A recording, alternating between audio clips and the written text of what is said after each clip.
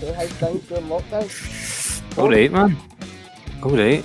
I've actually spoken to you more than I usually would, man, through lockdown, just because we've been able to play Xbox and shit like that. I know.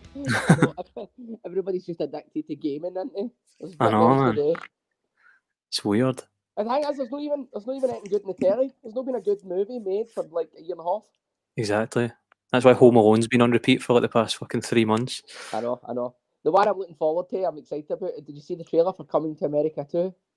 Nah. Oh, mate, I cannot wait. I think I knew the Eddie Murphy. Aye. Yeah. I heard that they were making it like a year ago, man, but I hadn't seen anything else about it, man. Aye, but the trailer came out the other day. It looks awesome. So yeah, nice one, man. But apart from that, not much has been happening. Mm-hmm. Sorry, man. I'm going to drink out my fucking mug.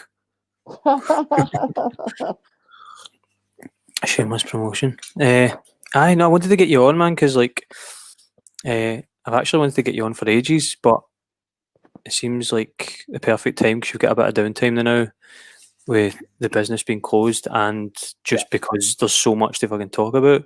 There's the music side of things and the success of the business, man. So I was thinking we could maybe. It's one fucked up life, isn't it? I know, man, but like so interesting. Really funny, right? Because I was thinking about it. I think it was yesterday. No, day before yesterday. And I thought to myself, right, like in the movie Coming to America, right, there's a scene in it where Eddie Murphy's trying to find his queen, right? And he goes to a bar and he's interviewing all these women. I'm not interviewing them, right, but he's at a table with them, and there's this one woman that comes on and she's like, I want to be a pop star, and then I want to become an actress, and then after that I'm going to become a director, and I'm going to write my own movies, I'm going to write my own books and all this kind of shit, right? And I was sitting there, I was thinking, when I was watching it, I was like, that's like me. If you actually look at my life, right, I've actually done some so like started off as an electrical engineer, then went into the music industry, and now I'm running then I went into go-karting, and now I'm running a virtual reality centre. It's like crazy, man. There's something that's like consistent through all of it, though, man, and I think it's just your attention to like the business side of things, man. Like you've got a really like grounded intellectual part of your brain. Do you know what I mean? Mainly numbers. It's always been for me. It's always been numbers. I've always been really good with maths. So, like in business sense, like I've always just like, believe it or not, marketing nowadays, right? 20 years ago, 30 years ago, if you were running a business and you were doing marketing, it would have been putting stuff on newspapers and TV and whatever. Now, marketing is all maths, especially online marketing, YouTube and Facebook and all that. How many people are seeing your ad, how many people are clicking on your ad. That's all just maths. So because I was good at maths, that's how I got good at running businesses, because it mainly started off with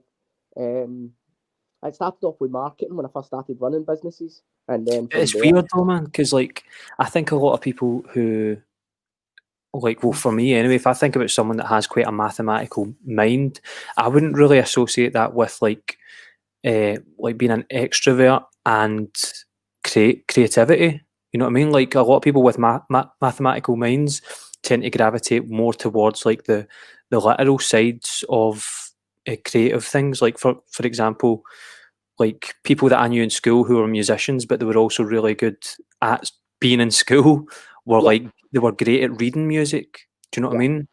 But I don't actually know if how good you can read music, but I know that you have like a really good intuitive ear for what fits well with a song without having to. Do you know what I mean? Without having to read anything. It's weird. Like I never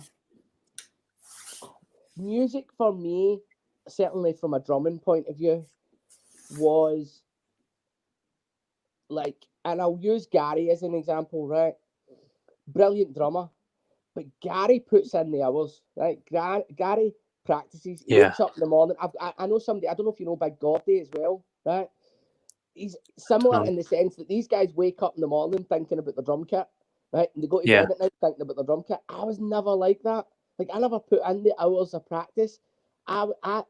My drumming background came from, I don't ever remember not being able to play drums. My dad bought me a drum kit when I was 3. Do you know what I mean? So I had no Like, I don't remember picking up the sticks for the first time. I never done lessons. You know, I think I was playing from I was 3 up until I was about, I don't know, 10, 12 before I maybe had my first lesson. Yeah. And I think I was quite a frustrating guy to teach because I never put in the hours, even when he was showing me something. Do you know what I mean? I then later in life learned, you know, I tried to get into drum lessons, giving drum lessons. And it was Uh-huh. really weird because I looked at it and I was like, I'm getting frustrated at my student because he's not practicing. And I was like, but I remember my teacher saying to me, you've not fucking practiced. And I'm like, no, I've not.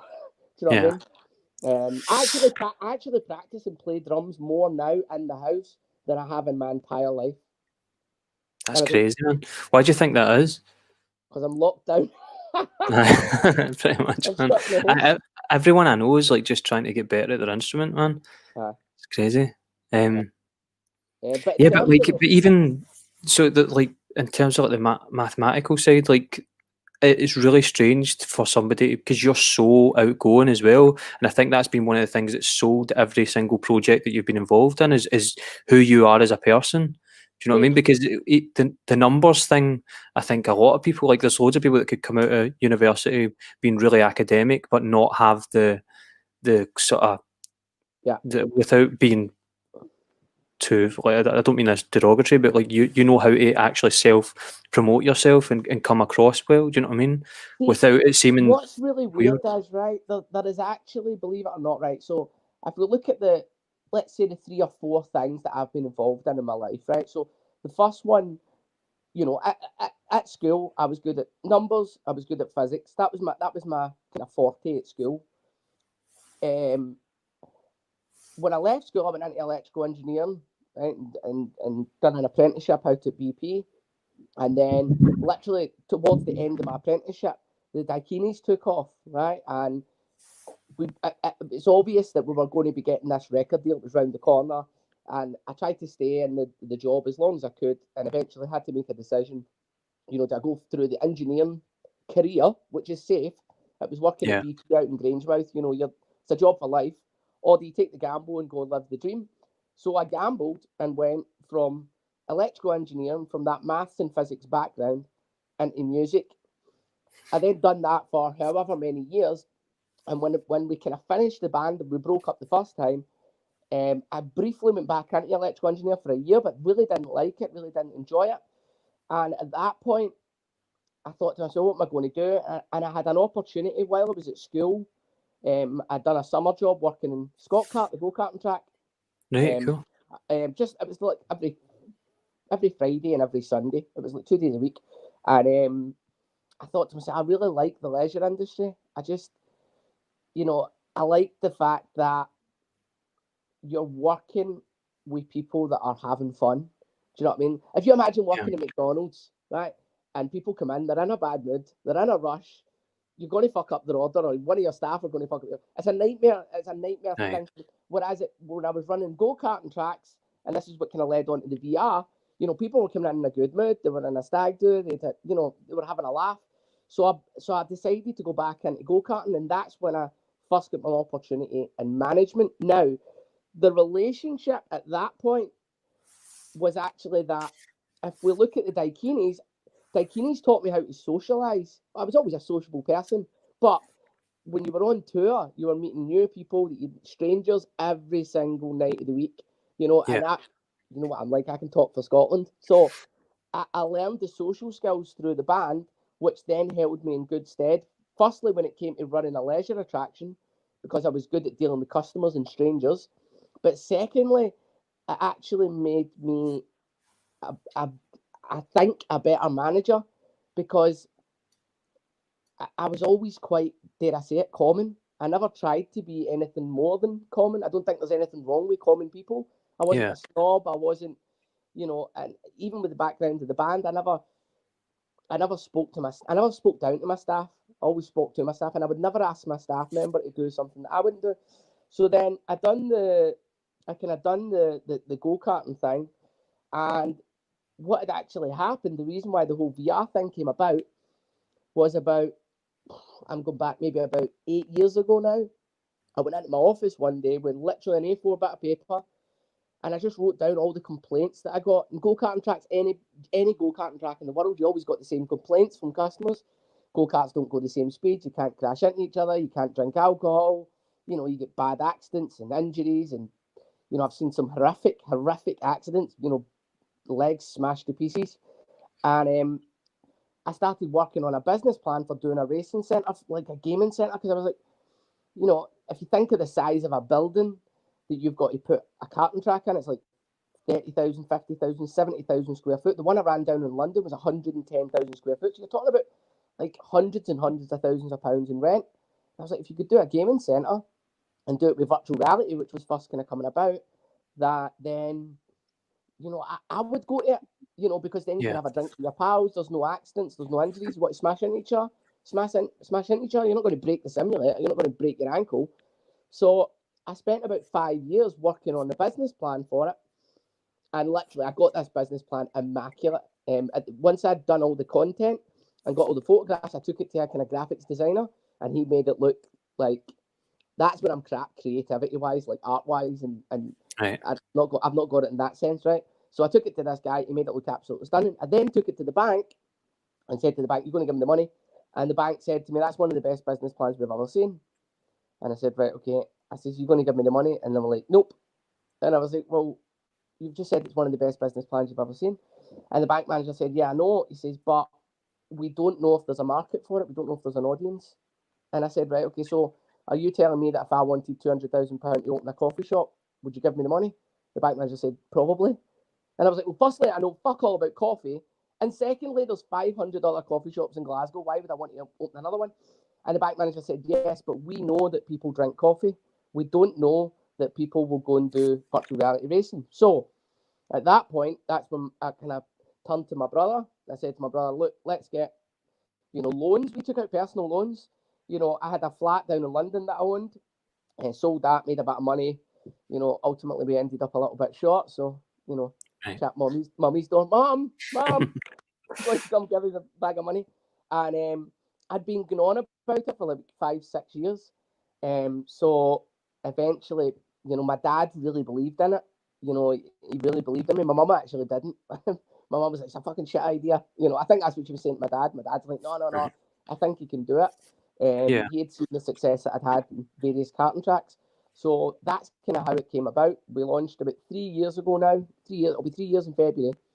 And for the first 2 days, nobody came in. I was shitting my pants. But then people started to come in. It started to grow. And it's absolutely brilliant. It is the most, see, on a Saturday afternoon, you know, from 11 o'clock, obviously COVID's fucked it up, you know, this year. But on a Saturday afternoon, you know, normally throughout the summer, you know, you can have 6-7 stag do's one after another. There's nowhere that I would rather be than running their events. Yeah. And the way that we run their business, and this is where it goes back to the kind of tie-in with the Dykeenies, is that you'll find this bizarre, right? Absolutely bizarre, right? Our staff are trained to swear in front of the customers, right? Now, you Right. speak to anybody, you read any book, you know, any managing director, any expert talking about the leisure industry, talking about customer service, and swearing in front of customers, it's no. Mhm. You just don't do it. Our staff, provided there's no kids present, right? If we've got a stag do in, our staff are trained that if the stag do comes in and the customers are having a laugh and they're swearing at each other, "Oh, Billy, I'm going to fucking do you on this," and, you know, traditional Uh-huh. Glasgow banter, then the staff are allowed to swear. And you might think that doesn't make sense. It doesn't. How are you going to benefit from that? Trust me, our customers come in and feel more at home because we're talking their language. And that's 100%, where man. I don't talk any differently to my staff. My staff don't talk any differently to the customers. And that works. And that's, if you look at our reviews, you know, yeah, if you go to Google and look at the reviews, I think we got, I don't know, like 4.9 out of 5. 98% of those reviews, though their race was ran with staff members and myself and my brother potentially swearing in front of the customers. Do you know what I mean? That's It's crazy, man. madness, Yeah. absolute madness. But if you think about it, the way I always explain it to staff, to new staff, I say to new staff, if you get a group in, a stag do, and they're quite rowdy. Let's say 10 guys walk in and they've had a few beers, they're a little bit excited, and if you turn around to the guys at the point of entry and say, right guys, listen, best behaviour, this equipment, these simulators are very expensive, they're 15 grand's worth on each one of them, you're going to have to behave, you're going to have to look after the equipment, you've instantly lost the respect. They do not like you. They're like, fuck you, I'm on my stag do, I've paid good money to come in, go fuck yourself. If that same group comes in and I go the opposite way and actually try and hype them up more, and I'm like, all right, guys, we're fucking up for it today. They're like, oh, yeah. Trust me, as much as you might think, they're going to go mental, they actually have now got more respect for me.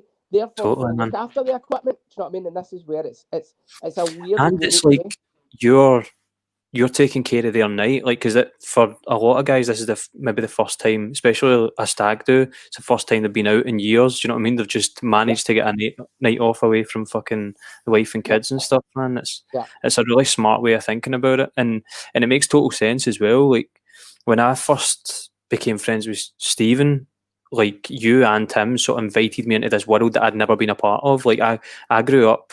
Like, I was allowed to kind of drink if I wanted to and stuff, so I never gravitated towards going out and drinking the streets or going to pubs or anything like that. I just spent all my time trying to learn how to sing, learn how to play guitar. So, like, when I made friends with Stephen, you invited me into this fucking environment where it was like the Dykeenies were sort of like the fucking main attraction when you went to the Mallard, you know what I mean? And it was just this big sort of fucking family environment, man. And I think I can totally see just from that experience how you've adapted your personality into the business, man, and it is totally inviting. Just thinking back to those days, man, it's crazy.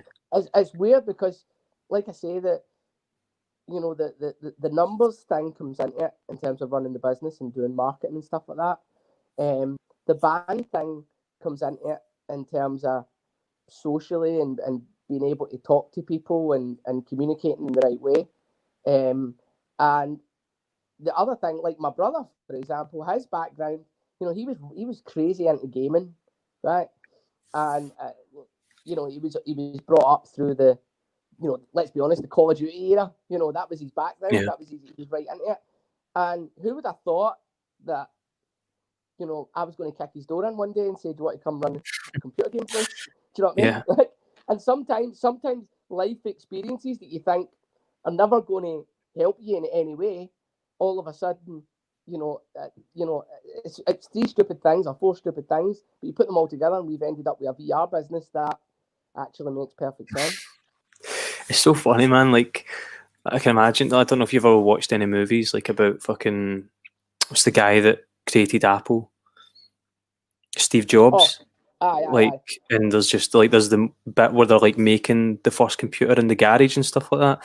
I just remember coming over to like your mum's when you and Stephen were still staying there, and like he's had like one of the carts set up and stuff, and he's were like testing the equipment and stuff. It was just fucking wild. What's really funny about that, right? What's really funny about that is I was actually in France fishing. Right, I was away for a week fishing, and the simulator parts. So we build our own simulator. So we just buy components from all over the world and we piece them together. And all the components arrived, and my brother tried to build them up. My brother's like he's so non-mechanical. Like he couldn't put a nut in a monkey's mouth, right? He's just terrible at building stuff, right? Me and my dad have got more of that kind of side, and my brother's more in a kind of techie computer program. I fucking hate computers. It's mental, right? But I actually terrified, just hate them. And all the components started arriving, and my brother's trying to build this simulator, and he's on the phone to me, he's on FaceTime to me in France, and he's got like, where does this bit go? Where does that bit go? And I'm like, I don't fucking know. I'm like, I'm in a different country. Like, just give the instructions to my dad. So they were trying to build this simulator. So anyway, I comes back from France, and they've kind of pieced this simulator together, and then we get to the software.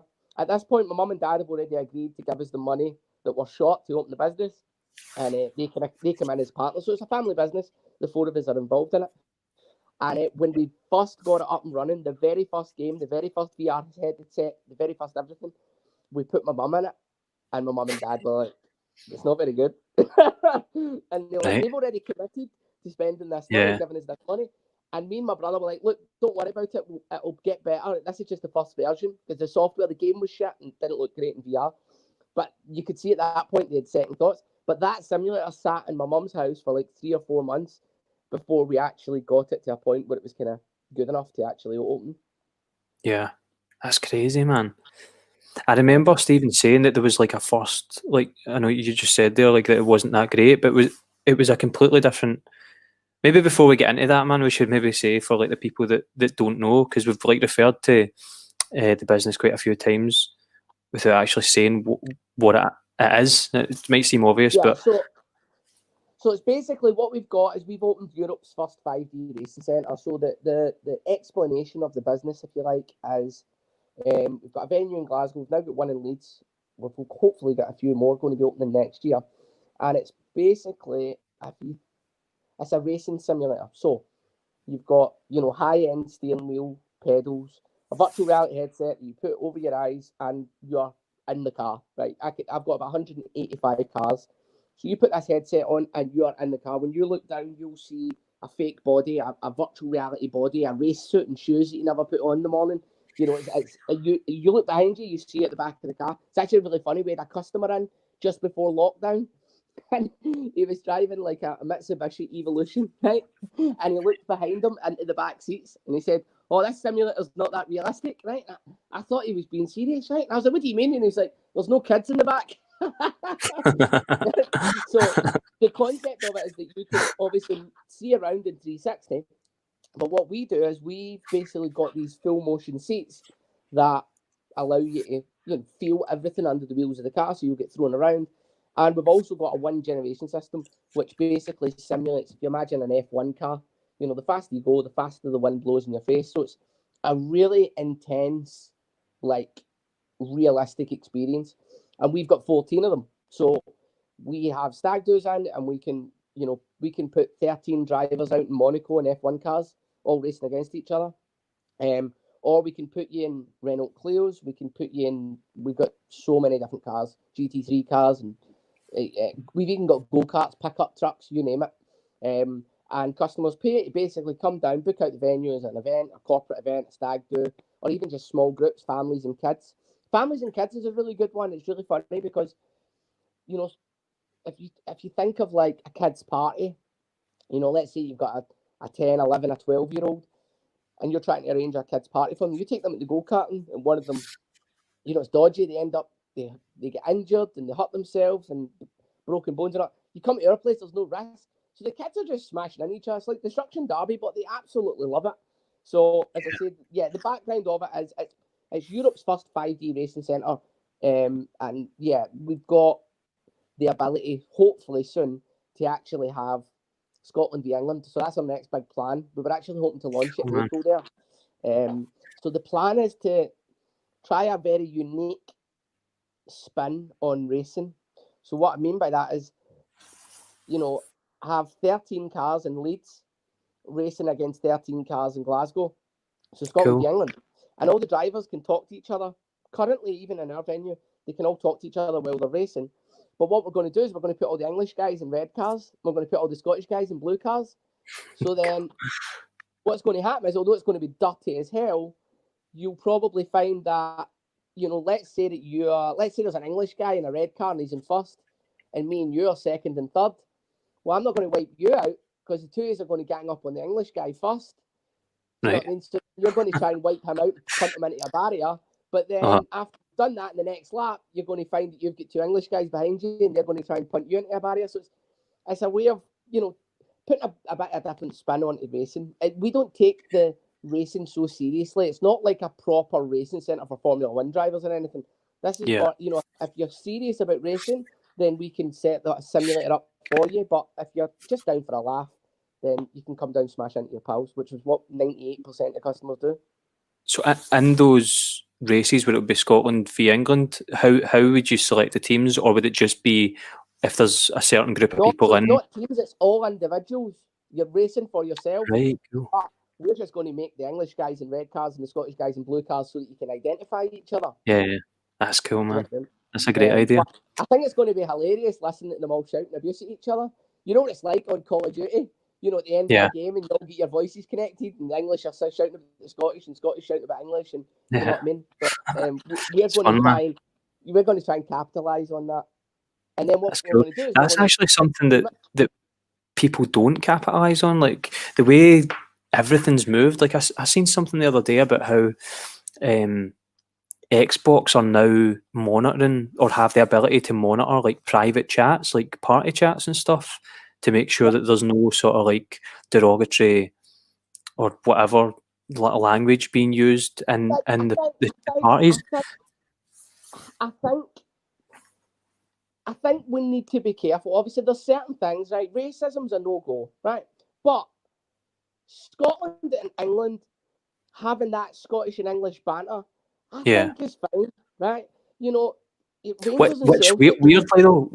weirdly that is racism, but it's like in that environment, it's just such a it just helps carry the game. Like we all play with English guys, and you have that back and forth, man. It just makes the game so much more fun.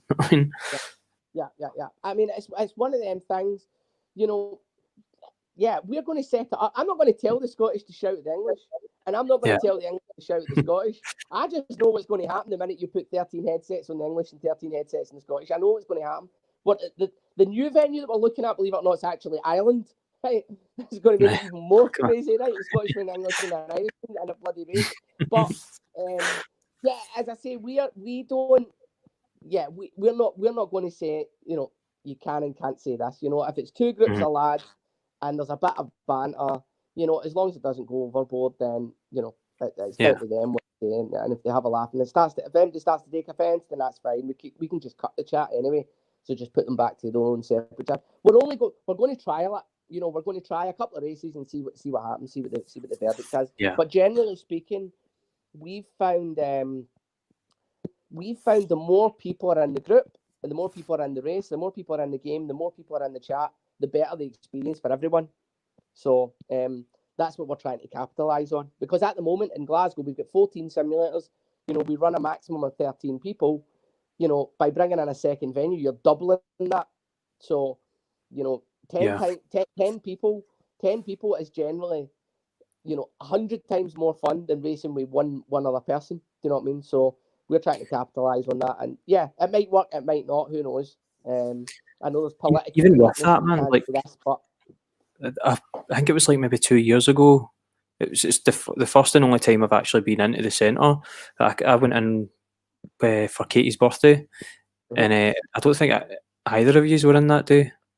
I think it was just one of your staff that was in, but we get set up in the cars, and it was just me and Katie that were racing each other. But like she ended up like I fucking loved it, and she loved it as well. But she had to end up taking the headset off and stuff and just use the screens because she was like, "This is too realistic." Like maybe like a year or two before we were there, like we'd actually been in a crash, and she was like, "When I'm crashing into that wall, she's like, it feels the exact same." She was like, "I can't fucking handle that." Man.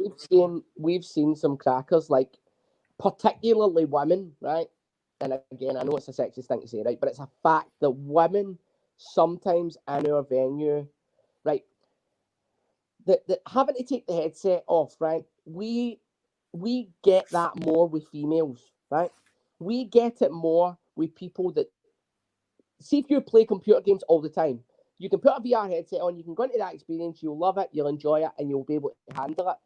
If you bring down your granny, and your granny's no played a computer game since Tetris on a Game Boy 25 years ago, right? And you put her into that, she will do things you've never seen your granny do, right? And we actually, and I'm just telling you that from experience, right? So the reason why we think it happens more with females is because females probably are less likely to play computer games. There's less female gamers than there is male gamers. So when you put them into an environment like that and technology like that, we had a corporate event before. The videos actually, we put it on Facebook page and Instagram. I think the woman got like 50,000 views in like 48 hours, right? But she crashed the car in virtual reality and freaked out, like hands up in the air. The car was rolling and she thought she was rolling the car. And she's talking screaming, and all her work colleagues are behind her, pissing her pants, laughing at her, and she's absolutely freaking out, like expecting to get a bloody ambulance phone. And she took the headset off. It's like, oh my God, I thought I was dead. And I'm like, yeah, it was quite real. It's like, real? I genuinely thought I was dead. It's so realistic, man. Yeah. But what I was going to say earlier, like when I was talking about when the cart was still in your parents' house, was the version I tried out is the version that you've got in the centre. But Stephen was saying to me that you've actually had like a completely different game or a completely different piece of software that you were using before all of that. Was that the one that your mum had tested? Yeah. So, right, okay. Yeah. So what had happened was, we were really struggling with the game, and then we found this game. My brother's like, "What about this Project Cars?" And I was like, "I've not heard of it. You kind of know all the big boys." I was like, "I've not heard of it. I've not heard anything good about it. I've not heard anything bad about it." But my brother's like, "Look, let's try it." And we tried it. Literally within 5 seconds, we were like, "This is the one." As soon as you put that headset on and you look about, I was like, "Jesus, man, and this is the cars look exactly like what they do in real life." We had a mate of mine, a guy that I know, Robert. He's got like a 200 grand Lambo, right? Lamborghini Huracan, and he came down to the venue and he said, "Right, I want to drive my car," and he had the Lamborghini parked outside the shop, right? So I said, "Right, okay."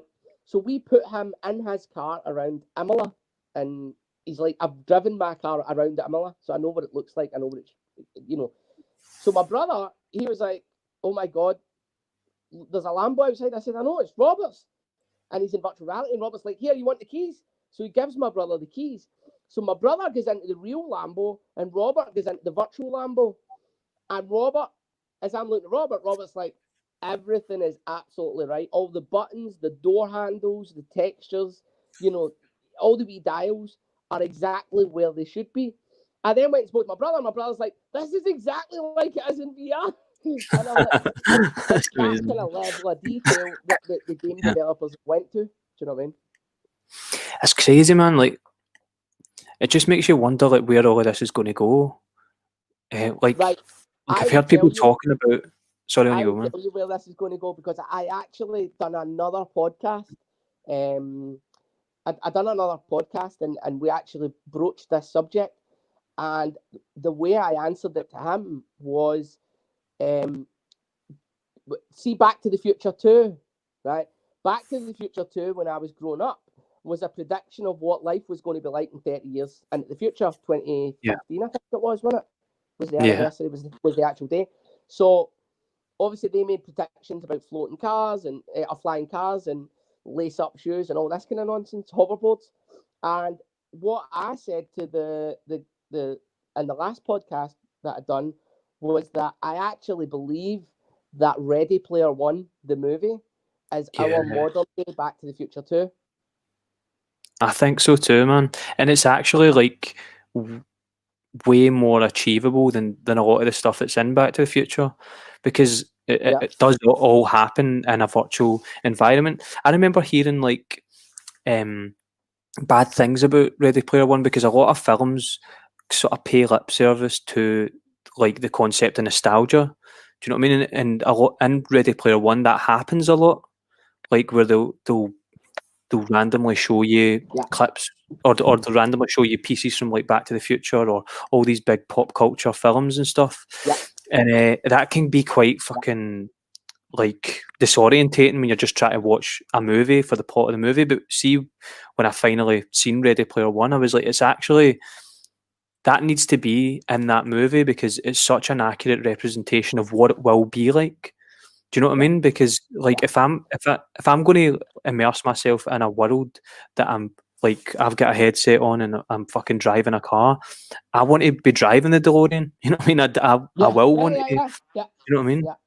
Yeah. Well, what's interesting is the way that my opinion of it was that Back to the Future was a look at 30 years into the future. Ready Player One, for me, that's not 30 years.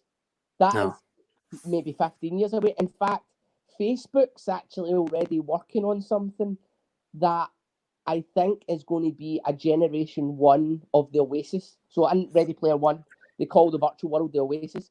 And Facebook's already working on something that I think is going to basically become the Oasis. And it's a thing, I think it's called Horizon. Right. I think if you Google Facebook Horizon, it's kind of, that's one of the reasons I think why they Similar. bought Oculus, because they bought Oculus Right, Rift, right, yeah. I'd seen and that, man. I think there's a tie in there, and I think that Horizon is going to, you know, I think it's going. I don't know if it's going to be like the race. I don't know if you'll get to drive the DeLorean, right? But Yeah. I'm sure if you, It, I'm sure probably, Facebook, man. Like the way that like Roblox and fucking Minecraft works is that these people make, like, just anybody can make their own server and create like a Jurassic Minecraft, like Jurassic Park version of Minecraft or a Back to the Future version of Minecraft. Like you can totally see that kind of thing could happen. Weirdly, man, like when you first opened the centre, I remember having a conversation with Stephen on Xbox, and I was saying to him, like, do you not think it'd be amazing if like social media could make like a virtual version of social media where you could put your headset on and go and chat like Steven's door or my door, and like your virtual avatar can come out and like you can interact with each other, and it's just this, and you can totally see it moving that way. And fucking even more eerie, like the fact that the pandemic's fucking happened, like the world feels sort of dystopian on the outside just now, yeah, you know what I mean? So everyone is gravitating more towards a fucking yeah, VR and yeah. It's Xbox. definitely what's coming. You know, the racing side of it for us. You know, the racing side of it's only one. You know, we didn't want to open a racing centre. We wanted to open a VR centre. That's why the business is called VR simulators and not VR racing simulators. The problem we've got is that, you know, our vision for the future in VR is probably, you know, 90% of people in the VR community have probably got the same vision that I've got. It's just not been developed yet. You know, whether it be a virtual Oasis or, you know, a virtual Call of Duty game, for example, which is one of the things that we were looking at. You know, the racing simulators that we've got are the future of the go-karting industry, right?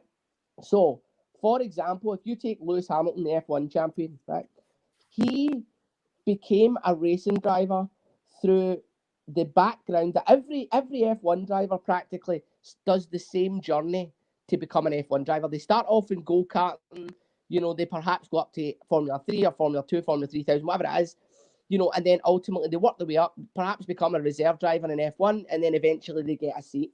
That's the background. Now, Lewis Hamilton, for him to do a season and go-karting, you know, at 7, 8 years old. I mean, if you wanted to put your Wayne into a go-karting season and be competitive, you know, have a chance of winning the British Championships, for an 8-year-old, you're probably talking somewhere between 50 and £100,000 for 1 year, right? So Lewis Hamilton has got talent, but luckily he also had the funds, or his father had the funds and had the belief in him to go and spend 50 to 100 grand. Now, you know, what if you went and spent 50 to 100 grand on your son's racing career and he was bloody hopeless, right? You know what I mean? No, Lewis Hamilton, you know, and Lewis Hamilton's not the only driver. All the drivers have got to, you know, they try and come up with sponsorship and all that, but it's difficult. You know, I wouldn't spend 10 grand or 20 grand sponsoring a 7-year-old unless I knew, you know, he had a chance and he was good. He was going to get towards the top of the podium. So, where we believe racing is going is that, and it's already started, is that esports is going to be the lead in F1. It's not going to be go-karting, you know, because, you know, the way we see it, right, let's say there's 750,000 people in Glasgow, right? Let's say that there's, I don't know, 50,000 kids, right? In those 50,000 kids, there could be a potential F1 future world champion. And the only reason why he's never going to reach his potential is because his mum or his dad doesn't have the 50,000 or the £100,000 to put him through it. And that's for 1 year. Now, if he's 6 years old, you're talking about 18 before he gets into F1. So for 12 years, you're going to have to spend 50, £100,000 every single season. You know, if his parents don't have that money, then that's wasted talent. So we think long term, we do have a desire to get into, you know, let's find them. There's one in Glasgow, there's one in Edinburgh, there's one in Aberdeen. There might be more than one. Let's find the absolute, you know, the pinnacle, the kid with the most talent, not just the most talent and most money. Do you know what I mean? Let's find them, and let's, you know, where the esports thing's going to go is that, you know, games are getting that good now that it's almost the skills are transferable into a real car. Yeah. Their steering wheels feel like a real steering wheel, or pedals feel like real pedals. The seat feels like a real seat. So if the game feels like training on. Sorry, man, but pilots do part of their training on like virtual versions of it. We've got a customer that comes in. He's right into flight simulators, and he actually owns a place. I think it's down at Prestwick Airport, and it's one of them Boeing, 747 flight simulators. He's actually turned it into an escape room, which is amazing, right? It's a great idea. And you basically go into the cockpit, and you're up in the air, and you've got an hour to land the plane. But he's outside, and he talks to you like air traffic control, and he tries talking you through landing it. This thing looks, if I put you in that cockpit, you wouldn't know if you were in a real plane or a simulator. That's how impressive it looks. Do you know what I mean? So, as I say, if pilots can do their training on a simulator on the ground, why can real F1 drivers not? They've already started doing it. So, what you need to remember is the software that an F1 team has got just now is probably a lot more advanced than what we've got, but we'll have what they've got 2, 3, 4, 5 years from now. Then we'll have something better. It's crazy to imagine a world where all of that's combined. You know what I mean? Yeah. Like what I was thinking when you were talking earlier about the Lamborghini, like the virtual Lamborghini, and the real one is like when you're playing like Grand Theft Auto, there's like a sort of like stimuli in your brain, like that you would get from actually being able to buy an expensive car. Do you know what I mean? Like when you reach all those achievements in Grand Theft Auto, it's like crazy. Like people probably won't strive to be rich anymore because they'll just put on their fucking headset and they'll be the rich guy. You know what I mean? Like what's going to be the fucking difference, man? It's nuts. See, one thing that's always when you start to get into it and you start getting deep in thought into it, right? And this is where it probably comes back to the musical reference, right? So I was brought up as a drummer, right? And I consider myself to be more of a natural drummer, right? So you get natural talent, right? So now, if my dad had bought me a guitar when I was 2.5 or 3 years old, would I have been a natural guitarist? Well, I don't know. I'm crap at the guitar, right? I hate the guitar, can't play it. I've spent countless hours. I've spent many hours trying to learn how to play the guitar than I've tried to learn how to play drums. But I'm hopeless at it. So where I'm going with this is, if the world is going to tend towards that oasis thing, right? The go-karting example, right? It's going to cost you thousands of pounds to work out if you've got a talent for that, natural talent for that. What I'm curious to know is if there is a virtual oasis where you can do all of them things in virtual reality, all of them skills, you can play any instrument, then is that going to help people identify their natural talent?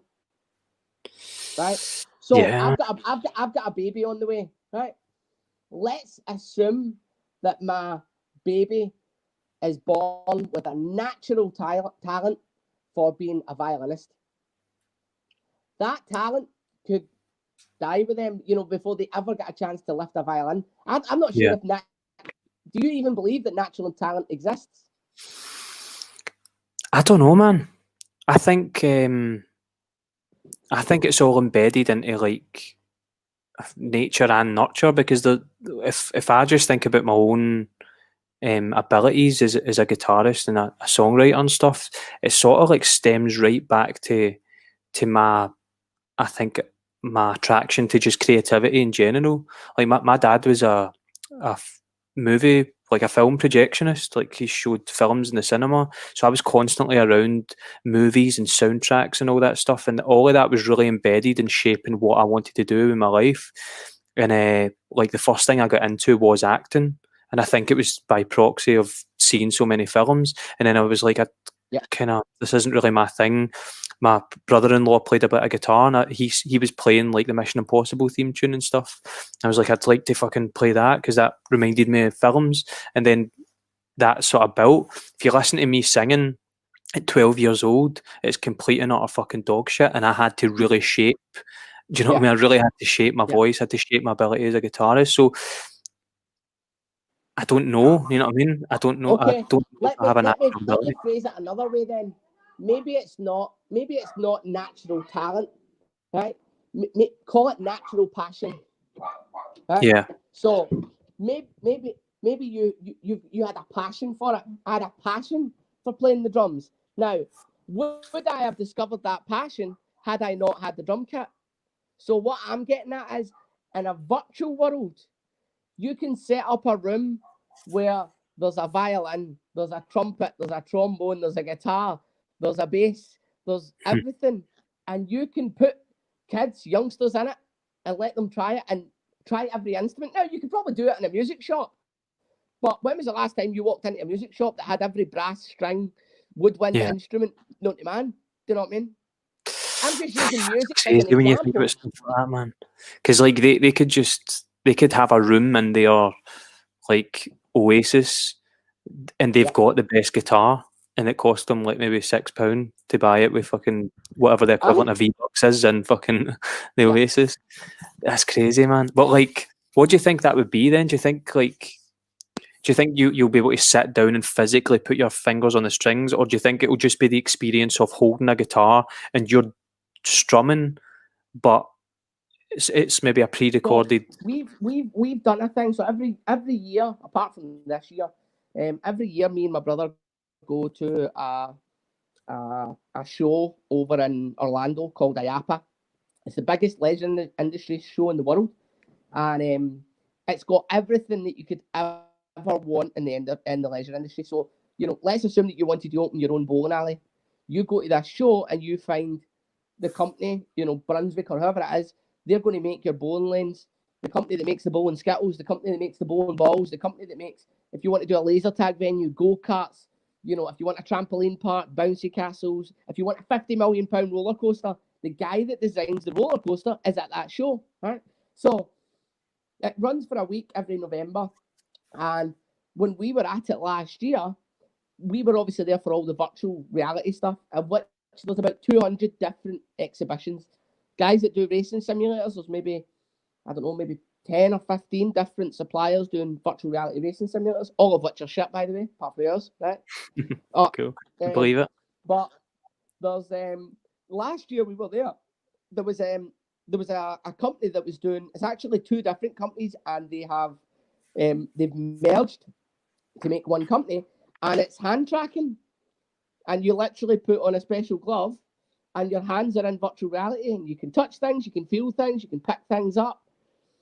And I was quite surprised at how I thought, if you lifted a guitar in virtual reality, obviously you're not lifting it, it's weightless.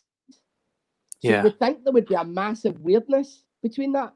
But what they're working on now is like a feeling in your fingers now, where they can actually simulate touch. Right? Now it's in the very, very early stages, right? Yeah. But 10 years from now, you will be able to pick up an orange in virtual reality, and you will feel it on the pressure points in your hand, and it feels like the weight of an orange. That's fucking crazy, man. That is nuts. That's where we think the VR, maybe not in 10 years, but certainly in the next 20 years, that's where we think the VR thing is going to go. Do you think that'll be like the future of gigging as well? Like, if, say, we get to a world where it's the best version of like normality that normality could be in this sort of environment, because I think like once this pandemic is like over, in air quotes, I think that there's always going to be a worry of that kind of thing happening again. So social distancing is probably going to stay in place, and I don't think gigging and all that will ever be the same. But maybe in like a VR sense, a band could set up in some sort of like augmented reality environment where they're wearing like the kind of suits that you're talking about. They've actually got their instruments, and there's sound engineers that are mixing the live sound from this room and projecting it into what would be the horizon, or do you know what I mean? Yeah. I see. this brings up a whole. You can get so deep in thought with this shit, like. Yeah. But when my mate Dave, that you know, right? He's like a numbers genius as well, right? And he told me, and it was January this year, right? He was writing about the COVID pandemic. He was following it in China. You know, the minute I landed on our shows, he had done the calculations. You know, like really high depth Excel spreadsheets, the growth rates, death rates, everything, right? And he's like, you know, if this, you know, this is how many people are going to die. And he showed me the number that would, you know, like much more than what it is, right? But he says if we had went, you know, on the same path, you're talking about millions, right, would have died. He was telling me this in January, by the way, right? And I was like, you've lost the plot. He's like, trust me, this is going to change the world. And sure enough, it has, right? But what he said to me way back at the start was that people will never live the same way again, right? And I do believe it.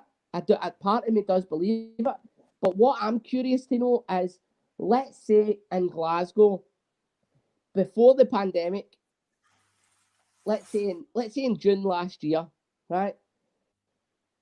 Let's assume that 50,000 people went to music venues, maybe not as many as that. Let's say it was 20,000 people on a Friday night, went to all the gigs, went to all the shows, went to everything, right?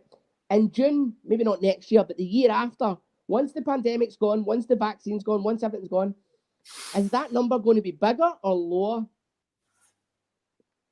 Is there going to be more people going out because they've not been out? Or is there going to be less people going out because they've learned to live with not going out? Yeah, man. I think for the generation who depending on how long that goes on for, that period of time, like it could be a full generation of people before that. Like I could imagine that, like say 10 years, and then everyone's able to go back out. I could see there being a real issue.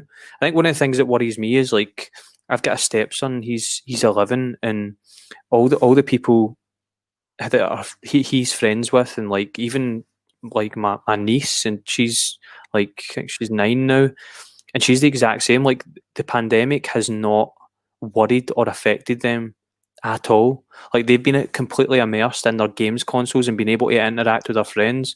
Yeah. Like something I used to like wish that I could do when I was younger. Like I wish I could have been like a stormtrooper or a fucking Jedi and run about with my friends in Star Wars, and they're able to fucking do that.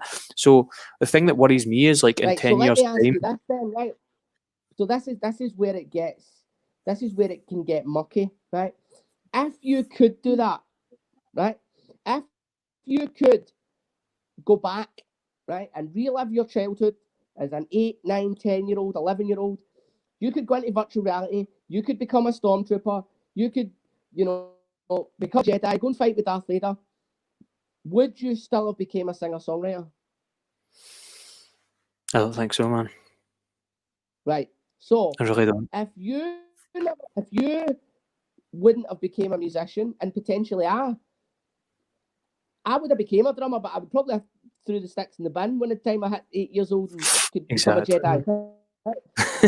So if you never became a singer and I never became a drummer, and you know my brother never picked up, you know, became a piano player, and you know all the Dykeenies never picked up their instruments, then that means there's less bands. If there's less bands, there's less music. If there's less music, does that mean there's less music fans and less gigs and less venues? And therefore, if there's less venues and less bands, then there's less of a demand. And this is where, you know, in 30 years' time, is there going to be gigs? Yeah. Well, I think you're fucking getting onto something that's really, really fucking important. And actually, one of the things that we were saying earlier about Ready Player One is why everything becomes predicated on pop culture, because nothing new is being created. And it might seem fucking outlandish, but like, who would have thought this time last year? Like, my mother-in-law shared a post that was a picture of us on New Year's Day at her mum's, so like Katie's grand's house, and like it's a full house full of people, and we're all just fucking smiling and everyone was just having a party, man. And it's just crazy to like think that was 2 months before all of this shit kicked off, I know. and we're in a completely different, even just I know. psychologically, man. Like I don't have a problem with people fucking being less than 2 meters away from me or whatever, and like that might sound stupid, but like the reason I do it is because it's more about like what's the word? Like I don't just walk up to people, and the reason I wear a mask is like I'm being considerate of like that maybe that person feels like I shouldn't be doing that. Do you know what I mean? That there's a general feeling now when you're out that like everyone doesn't really know how to be with each other, and that's how I feel when I'm out. Like I don't feel as scared as I did. We've seen that firsthand when we came out. I think it was when we came out of the first lockdown. So before the masks were mandatory, we seen that in the VR centre with customers that were coming in wearing a mask, and they were saying to us, "Do I need to wear that? Do I need to wear this?" And I said, "If you don't want, if you're happy to not wear it, and you're happy for us not to wear ours, then we'll take them off." But I always let the customers decide. But the customers thought it's my job to make the decision, and I kind of put it on to them for them to make the decision. Obviously now it's mandatory, so we have to wear it. Well, we're closed now, right? But you know, when we came out the second lockdown, it became mandatory for us. But I know what you're getting at. When I wear a mask, I was mainly wearing my mask for other people rather than myself. Yeah, sort of like just being a bit considerate of how someone else might feel. But then, but at the same time, like I just don't know, man. You know, like it seems there's a lot of like bashing that people like on social media of people that like don't think that you shouldn't be wearing masks. Like that, my real answer is that I don't know either fucking way. It just seems mental to think that like wearing a mask is the thing that's going to stop a fucking virus from wiping all the people out that it's going to wipe out. You know what I mean? Like, do you remember how much focus there was on like like physical things? Like I remember going to the shop and wearing like gloves. This was like in the height of like the first 3 months, wearing fucking plastic gloves and a mask and like binning the mask and binning the plastic gloves, washing my hands, washing my shopping and all that because it might be on the fucking shopping. Do you know what I mean? Like what happened to that mentality? Like how did we all of a sudden I know that we have to sanitize our hands and all that, but like we've got away from that like that now seems irrational. So like why is like the mask, which just seems like a sort of more flexing thing, like oh I'm wearing the mask so I care. Like it's just a fucking weird place to be in it, man. Right, let's get away from COVID, man. I hate talking about COVID. I know. Just depresses the fucking life out of me, man. I know. But yeah, the point I was making about it was if you know, you look at companies like all the music venues in Glasgow, how many of them are going to survive? You know, so there's less. If there's less venues and there's less musicians, does that ultimately long term there then becomes less music? So does that become, you know, is there ever going to be a child in this earth born in this country that doesn't like music? Rather than picking what kind of music you like, do you like rock? Do you like pop? Do you like jazz? Yeah. Is music itself going to become just another concept? Yeah, you either like music or you don't, rather than you know, everybody likes a form of music, you know, man, whether it's classical or whatever. Like it becomes more of like a game. It's a hobby. Like I remember the first thing that my first memory of like music before I actually picked up an instrument, like enjoying music, was this game called Music 2000, and you got it for the PlayStation, or the PS1, and it was basically like Pro Tools, but it was all these loops. So you would create a song by just adding all these different loops, and I remember thinking, oh, this is fucking, I really like this because it's like a game. You know what I mean? Yeah. Like, and I wonder if like the future of that embedded with what you're talking about there being no gigs anymore. Like maybe music does become like just another realm in this virtual reality. What's weird about it is that, like, I remember when I started playing. Well, I don't actually remember when I started playing drums, but I remember when I was a child. You know, when I was 5, 6, 7 years old. I remember playing on. In fact, I'll show you this. I remember playing on a drum kit, and I literally had T-shirts over my drums, right? I had big woolly jumpers over my snare drum, right? And my dad, he always wanted me to be like a rock drummer, right? So he was like, hit it harder, hit it harder, hit it harder. He was always like, fuck the neighbours, right? And we had to, you know, really dry down and dampen down the volume of the drum kit. Nowadays, like, this kit don't make a sound, right? And Yeah. you can literally make that sound like you're in bloody Hamden, right?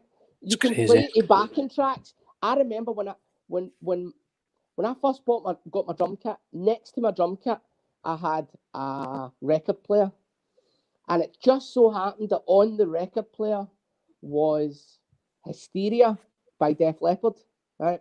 Which is one of my favourite bands. It's one of my favourite bands because Hysteria by Def Leppard was the only album I listened to from the age of 3 until the age of 8, which is when I worked out how to play the whole album from start to finish without making a mistake.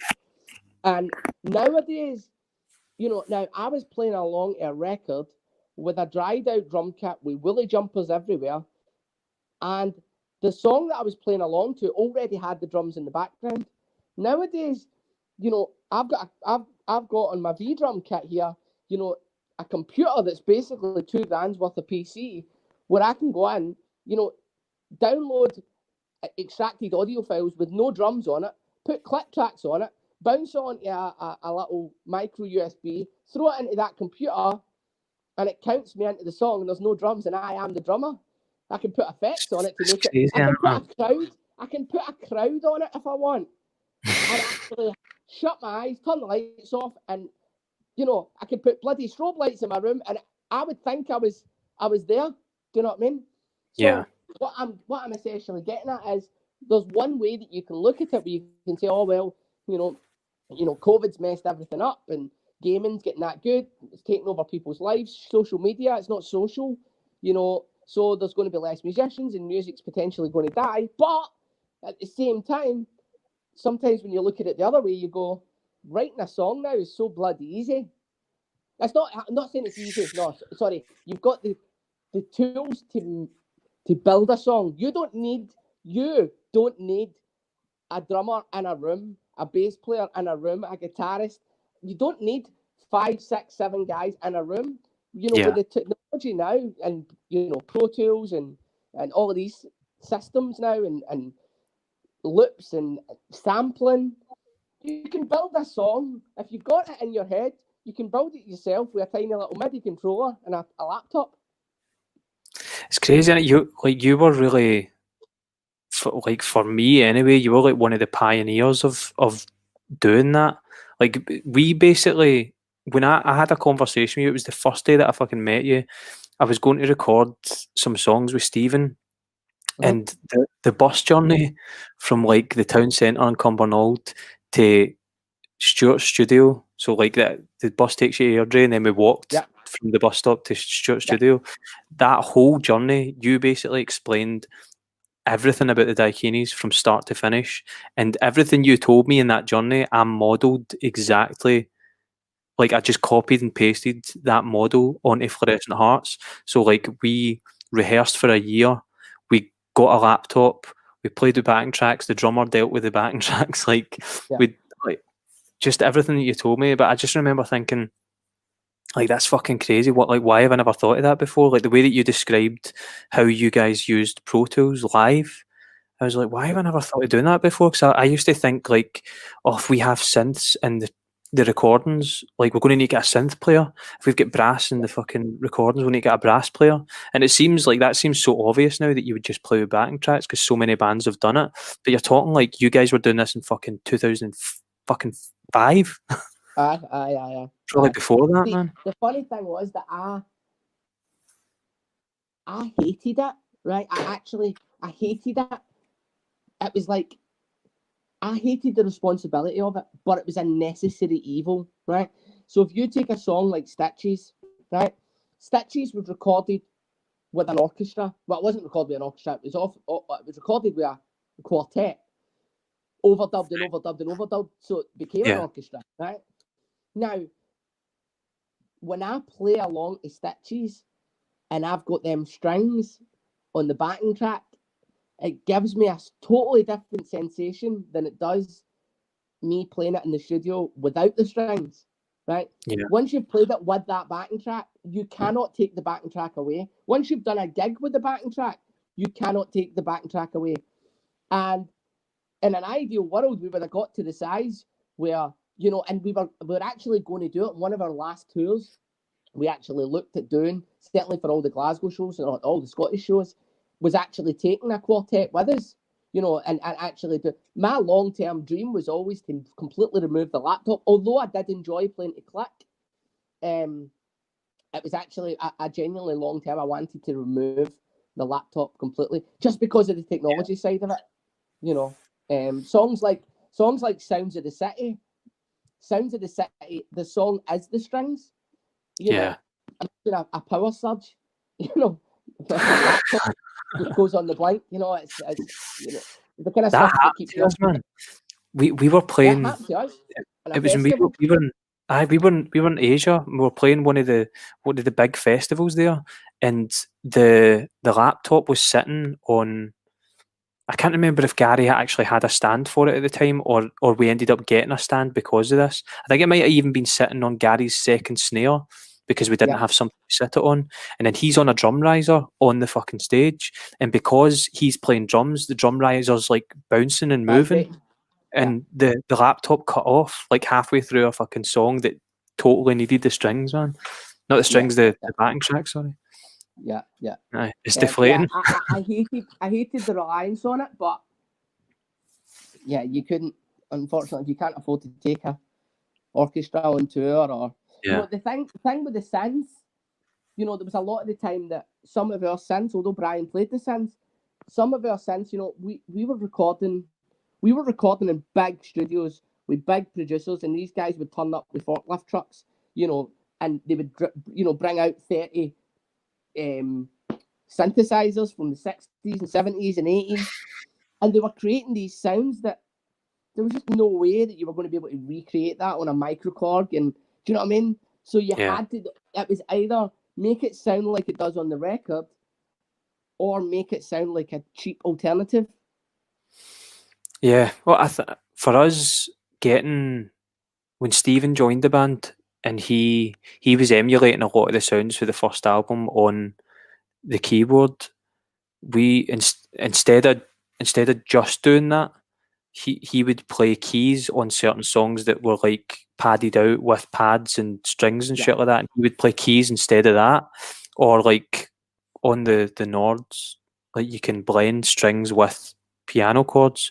That's how we ended up compensating for it, and it did actually make a big difference. But then we were able to do that because maybe by that point we were only playing maybe 2 or 3 songs from the first album. So we were getting into like a new sound where we could get away with, this is how we sound now. But for you guys, you had 2 albums worth of material that a lot of the production was built around synths and strings and shit. Yeah. One of the things that annoys me is that I wish I had the knowledge and the tools that I do now back then. So like, you know, I've always been a live drummer and I've always been a power drummer. And the electronic element of it I never really liked, but it was a kind of necessary evil. That, you know, if you take, for example, I'll give you an example of a song, Fruit, the song Fruit from our second album. That's one of my favourite songs, right? Yeah. It didn't work live. It just really did not work live. And one of the main reasons why it didn't work live is because most of the drums was kind of samples. and the samples kind of built. They built in volume, they built in intensity, and I couldn't recreate them without an electronic kit, right? And because of that, we never done this song. We done this song live once. I can't remember if it was one gig or one tour. Certainly, it was on the set list for the start of the tour, and I think we dropped it. And it was just unanimous. It just didn't work. And see now with the V drums, like I could play the drums exactly the same way it is on the record. I could literally just go in, patch in all the samples, dial it in. Even if it was 5 different kits, you basically trigger a page jump. So let's say you're using 4 kits. Kit number 1 for the first quarter of the song, kit number 2 for the second quarter of the song, kit number 3. All you do is you start off with kit number 1. As soon as it gets to the bit where the kit jumps, you hit one of the drums, becomes a trigger, and it skips onto you. And the stuff that I can do on that, I can play with John Bonham's kit in one song, and then bang, I hit a button and I've just jumped to Clean Up Your Eyes drum kit. Like, yeah. And then crazy, I've got crazy sample packs from that, that I bought from a guy in America who spent like months and months and months tweaking all these kits, and he's got Abbey Road and everything on it, and you literally, you click a button and all of a sudden you're live on stage, Wembley with John Bon Jovi. You're like, I'm John Bon Jovi's drummer here, and then all of a sudden you hit another button and you're playing with the Beatles. It's like, and the kit is exactly like. The only thing that that I feel like people haven't gotten right with electric drum kits, and I haven't heard I've never sat and played like the best version of an electric drum kit, but from the ones that I have played, the thing that feels wrong to me is the cymbals.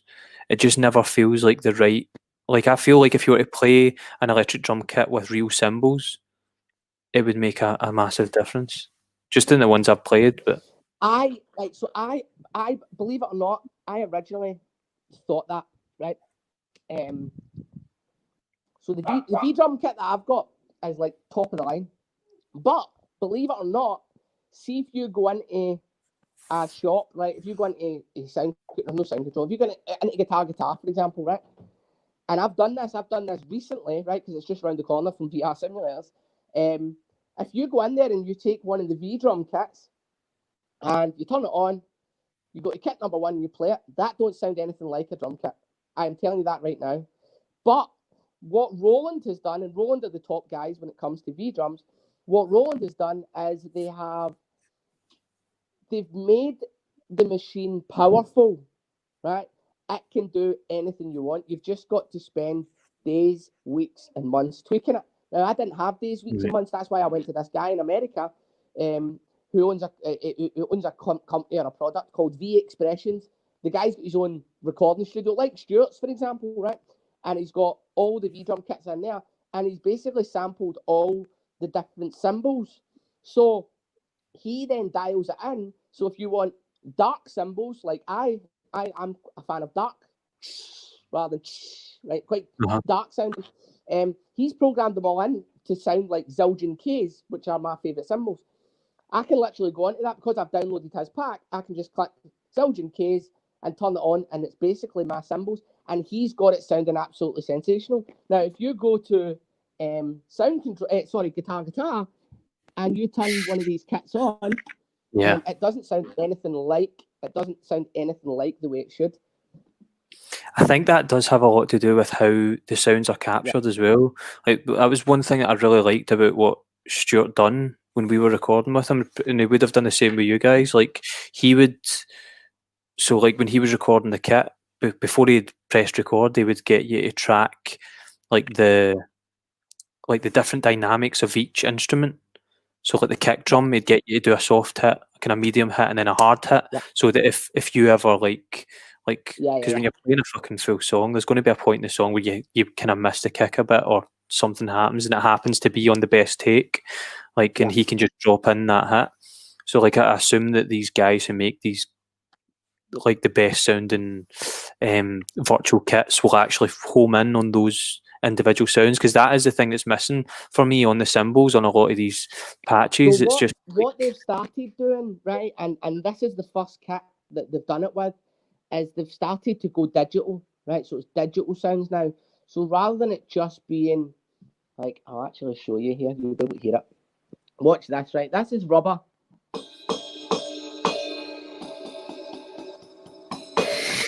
Like, it sounds absolutely like you hit the bell and it sounds like a bell. And even if they've even got, look, that's what it would sound like if that was a real cymbal and you put your hand on it, it does, it chokes the sound, but it chokes it gently. And this is that's nuts. That's a ride cymbal, so it's obviously really big and you can literally click a button, and it completely transforms the sound.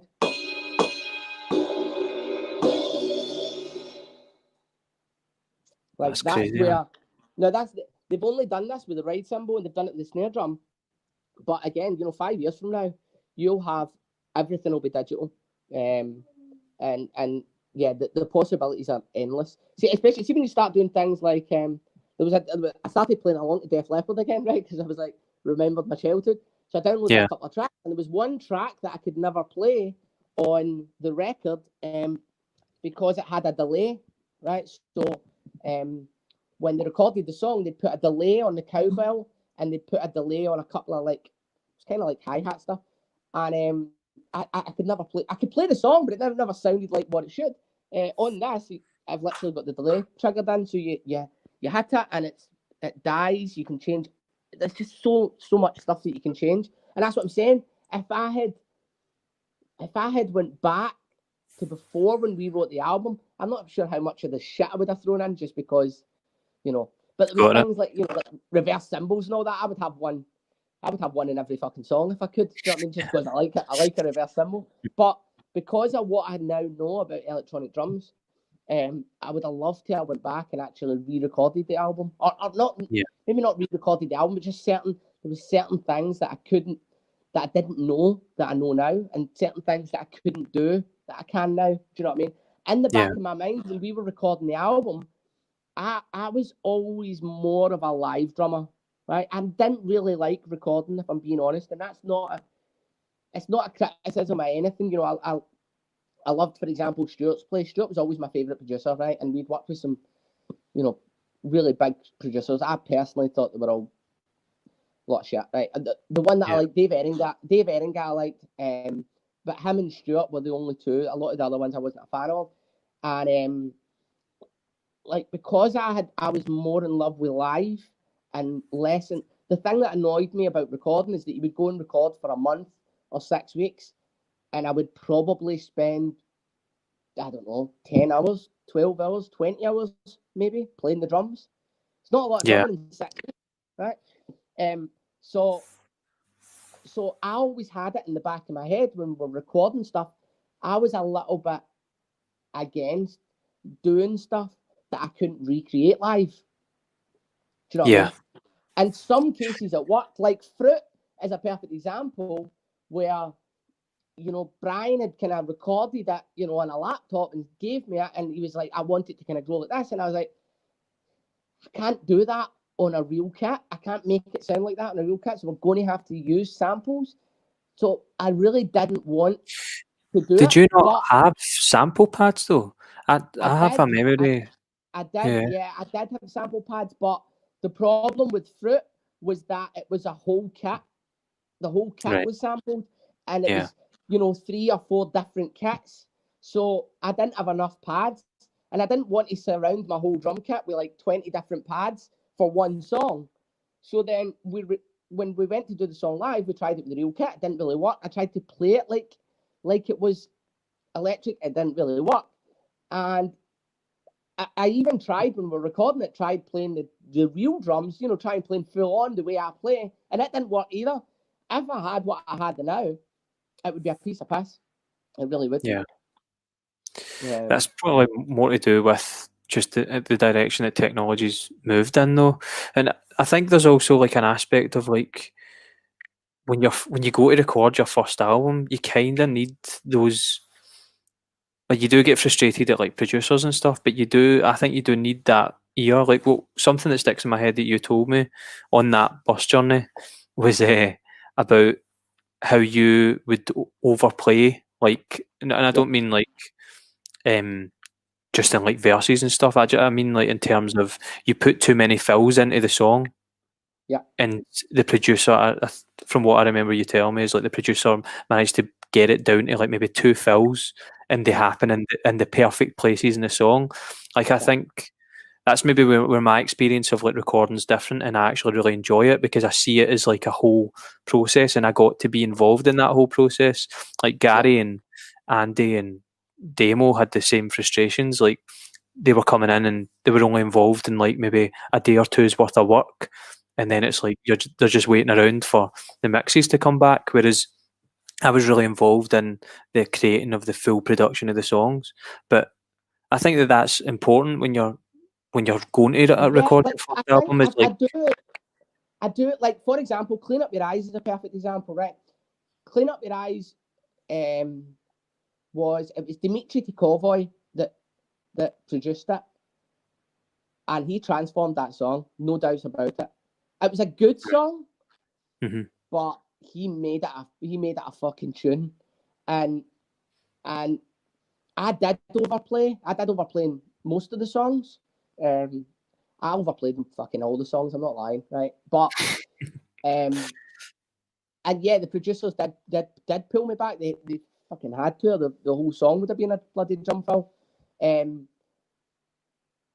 But the difficult thing with producers is that you've got to trust them, right? Because they hear the song, they hear it for the first time, they go home that night, they listen to it again, they wake up the next morning, they have, half a dozen plays of the song, and they've got a vision in their head. Sometimes that vision, like Clean Up Your Eyes, where we were like, look, we're going to just trust this guy. If we fight it too much and we fight every little change, I don't want to do that fill. No, I don't want to speed it up. I don't want to detune my snare. If we fight it too much, then ultimately we don't get to see their vision, right?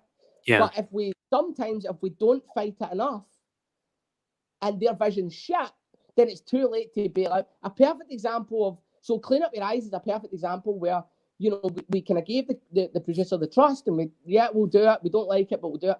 And I was kind of against some of the things, but it turned out absolutely brilliant. One where it didn't was Waiting for Go.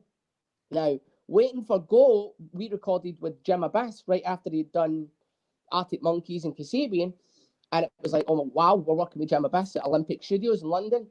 We went in, I think it was on whatever night it was, the Thursday, and me and Andy, what we would do is we would generally record the drum and bass together. So we were always connected. So I always wanted Andy in the room, right? So Andy would always stand in the room with me when we were recording. We recorded the drums and bass, and me and Andy went out and got steaming that night, celebrated our bits done. We came in on the Friday morning, and the producer had let the A&R guy hear it. So the A&R guy came in and said, I want to hear, the new single, how's it coming along? And the producer like, look, we've literally recorded drums and bass, like, fuck off. And he played it to him, and the A&R guy was like, nah, I don't like it. I want it to sound more British. We went in on the Friday morning, and he's like, we're redoing the drums and bass. I was hungover to fuck. I was like, why? And he's like, oh, we need to get it to sound more dry and more British and more this and more that. So he ended up building like a shelter right over the drum kit. Now, how what I was telling you about when I was a kid playing with the t-shirts over the drums, we actually done that. I had broken cymbals, like old broken cymbals. I don't know why I kept them, but he's like, oh, we're going to need to like tape up the cymbals. And I was like, I've got broken ones that sound fucking terrible. And he's like, get them out, put them on. It was like, they just died instantly. They were fucked. And we recorded the drums, and they sound fucking brutal, absolutely shocking. And I never forgave myself for not fighting it. yeah. So What song was that on? Sometimes you lose. What track was that on? Waiting for Go. If you listen to it, there's a couple of cymbals where it jumps out, and you'll think that I've caught the cymbal. I've not caught the cymbal. The cymbal's just fucked, and the drums just sound dead dull. Dull is the word. They're so dull, and they actually built a cave. Honest to God, a cave right over the top of me. Like I couldn't lift the stick up, or I would hit the bloody top of the cave. It was horrible. Were you guys aware and of he's the like, band? and the A&R guy came in and he's like, I love it. I was like, it's fucking brutal. And the drum fills, like, honest to God, this is what he wanted me to do. He was like, play it like one-handed drum fills. No, don't use two hands. Like, just make it sound like you've only just learned how to play the drums and all this. And I'm like, and honest to God, the fills in it are just, it's just terrible, right? But that was an instruction from the producer. I'm not saying that I would have, you know, it wasn't a fucking Van Halen song, but Yeah, that was their interpretation of making that tune sound more British. it's crazy because that's something, even a track that I think a lot of people who like indie music would listen to and go, "Oh, that sounds really raw and really like unintentional," but it's actually really contrived. You know what I mean? Yeah. The problem I've got was that some like it probably does sound more British to the untrained ear. Yeah. You know, I listen to songs as a drummer, but nobody else listens. Nobody puts on Waiting for Go and says, "Oh, I can't wait to hear the drums on that song." Right? Yeah. I'm not saying they would have said that even if I had got to record it my way, but no, you are right though. From a production point of view, I think like the way that things are recorded does make it like to the untrained ear they wouldn't notice, but it does actually affect the overall delivery of the song and how people perceive it as being British or American. It's one of the reasons I think that the Killers' first album sounds British. It's probably because it's recorded like that. Yeah. I mean, Matt, I always wanted, like, I was always a rock drummer at heart. I always played the drums. Although Dykeenies were not a rock band, I always played as a rock drummer. That was my upbringing. That was my background. And I never shied away from it with the Dykeenies. Where I think it became, like, if you came to see, well, you've been to see us live. When you seen us live, I came across as a rock drummer a lot more in a live setting than I did on a record. Now, in some ways, it was a good thing because it probably made the live performance seem a lot bigger than what it was on CD. Yeah, I just felt in some examples, like Waiting for Go, where I was like, man, it sounds so dull and call that British if you want. I personally don't see the Britishness in that. You know, I actually thought that we should have been more American sounding. I actually liked the idea of us being. I think the reason why the A&R guy wanted us to sound more British was because, firstly, we were British, and secondly, there was probably less British sounding British bands about. You know what I mean? That, you know, the ones that in that era were starting to work and starting to break, like The View and the Fratellis. I think that was kind of his idea, was to try and piggyback off that. Whereas I always thought we should have probably went the opposite way. It suited my style of play. I was probably more of an American style drummer, you know, American rock drummer. But, you know, in some cases, what the producers do, it works. In some cases, it doesn't. Unfortunately, you don't know until the fucking end, by which point sometimes it's too late to go back and oh no, let's redo it. Were you guys aware of the band that were named Waiting for Go? Yeah, Glasgow band. Yeah, Cumbernauld. Are they from Cumbernauld? Aye. The drummer's a guy called Michael Rennie, and he went on to play. I crossed paths like multiple times with him. I don't actually think he even knows who I am, but like we were working with like I done like a kind of co-production thing for Texas, and the bass player for Texas was managing this other artist at the time. I can't remember her name, but he got Michael Rennie to play drums for her. And then when that fell apart, he ended up playing drums for Lewis Capaldi when I supported Lewis Capaldi. And then he went on, he now plays drums for Youngblood. Oh, right, okay. So it's nuts, man, that he was originally the drummer for Waiting for Go. I never heard them, but I remember getting told about it. I remember somebody telling us about it. Yeah. They done pretty well, man. I remember getting told about it. I was like, fucking hell, that's quite cool. You know, you've made it when you fucking got a band. So awesome, man. But there's like something like that is so like that. Maybe it's something that niggles away at you about the way that Waiting for Go was recorded, but then that song goes out into the ether and it influences like kids to make fucking a band. So it's crazy how it comes around like that. Sometimes I think sometimes being a musician ruins your perception of your own music. In fact, I'd say it always does, because you look at the song and how it was made and how it was recorded, and things that niggle you don't niggle anybody else in the world. I'll give you an example, right? There's a mistake on one of the songs.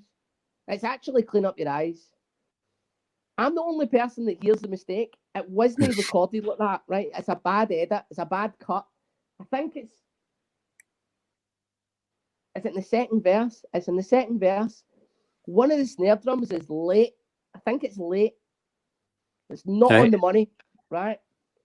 And every time I hear it, it fucking annoys me. And I've never heard that. It got to the point where it annoyed me that much that I started playing the mistake live to make sure it matched what was on the record, so that it sounded deliberate. But I never recorded it like that. Like, it's too late for it to be a mistake. I'm always on the money when it comes to timing, right? I'll drop sticks and I'll fucking do this and do that, make mistakes, of course. But this is too big a mistake for it to be played naturally. It's actually really difficult for me to play the mistake, right? And every time it gets to that second verse, it actually ruins the whole second verse whenever I'm listening to the song. It's like, well, here's this fucking snare drum coming up. And that's what I'm saying. Sometimes being in the band and seeing how it was recorded or picking up on a little mistake can actually ruin a song or ruin your perception of a song. That's crazy, because I've fucking heard that song so many times and honestly, never noticed it. Listen to the is it the second verse? Aye, it's the first half of the second verse, and the drums go on the floor tom. It goes do dum, that do dum, that. The first hit's late. On so the second. Do you think the producers like edited that so that the snare comes in on the offbeat? No, I don't think it's not a deliberate. It's not a deliberate cut. It's not a deliberate edit. It's definitely a mistake, right? I think what's happened is he's moved something, and he's not realised that the previous snare was in it. So he's maybe timed up like these two hits, but there was a third hit. Like there was a third hit over here. So he's meant to select these two and move them. And he's actually moved like a third one that he doesn't know, and he's not picked up on it, and it fucking annoys me. That's crazy, man. For me, it sounds like one of your fucking biggest songs. It's the biggest song. For me, it sounds massive. Like, it's probably like, I don't know, 50 milliseconds out. But from a timing point of view, it's fucking huge. It's just, it fucking annoys me. Frustrating. This has been awesome, man. I'll need to wrap it up just now. There's so much more we could talk about, though. You'll need to come on again and we'll actually get into the fucking gritty depths of the music industry, man.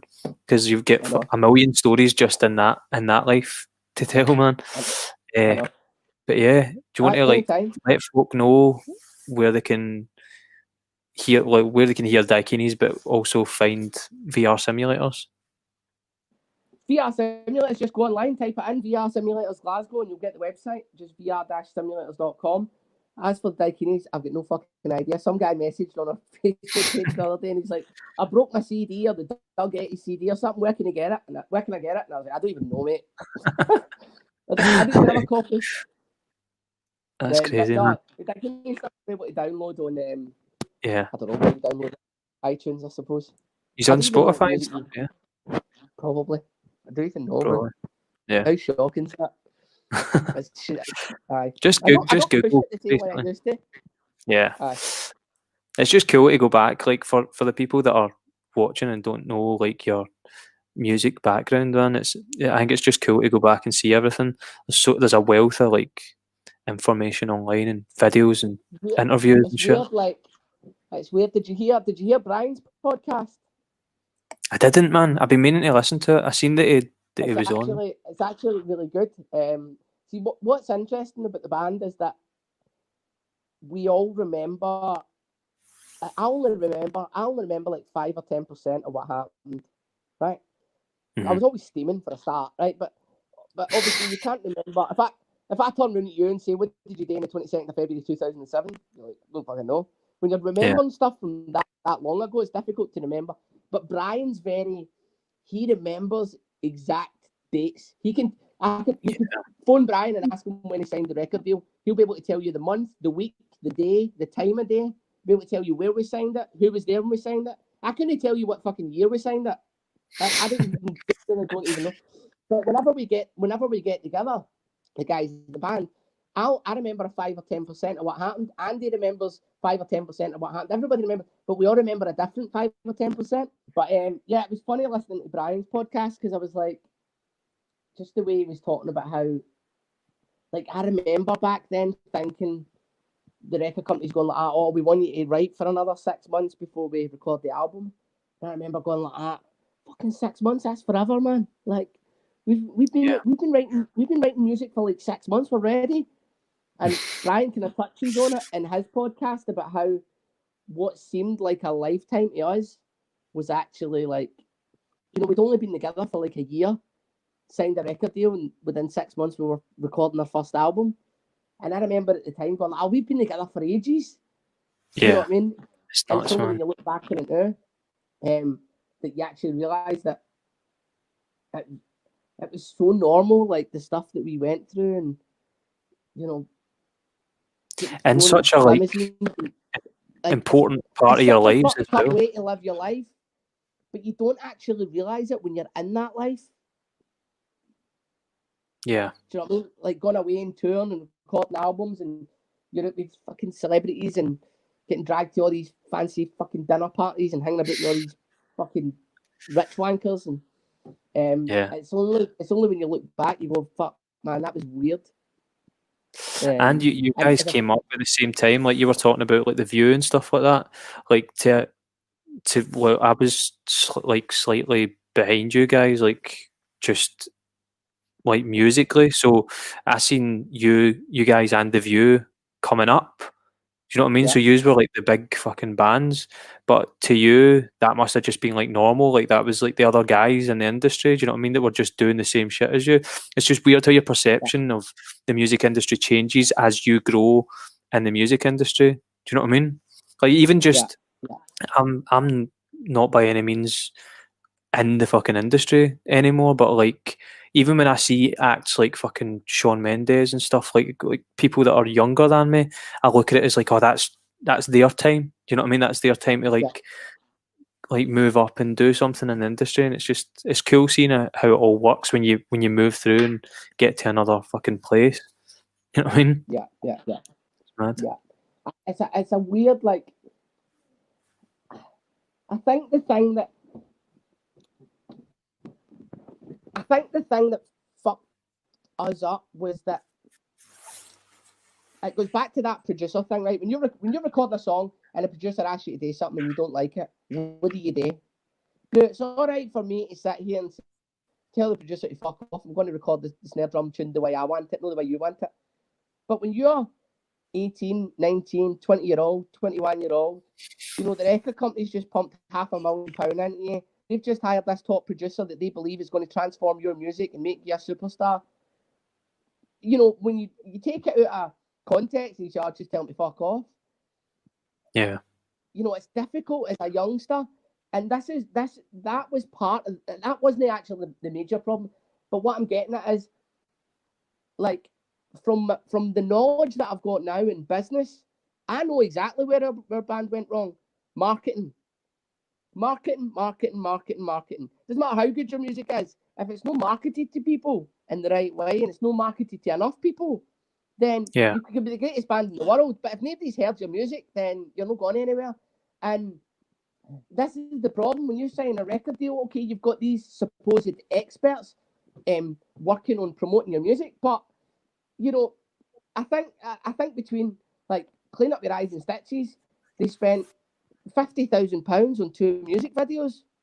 But then they never spent any money promoting the song. They never spent any money advertising the song or getting it, spending any money on getting it on the radio and stuff like that. So, the music videos could have been £5 million each for all intents and purposes. This is the problem when you're a wee guy, you don't know this stuff.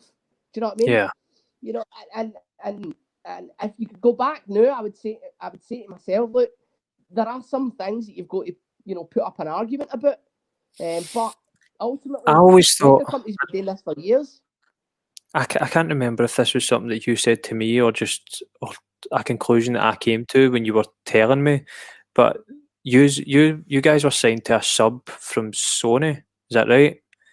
Mm-hmm. And I remember hearing stories in college about record labels that would come along and offer you these amazing deals and then just shelve you because you were actually a threat to a band that they already had signed.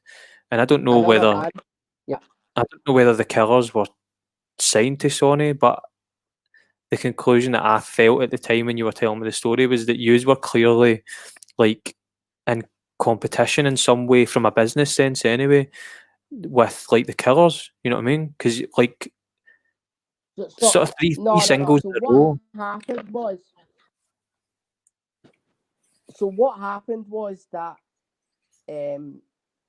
So our record label, the Killers' first album was released on Lizard King, right?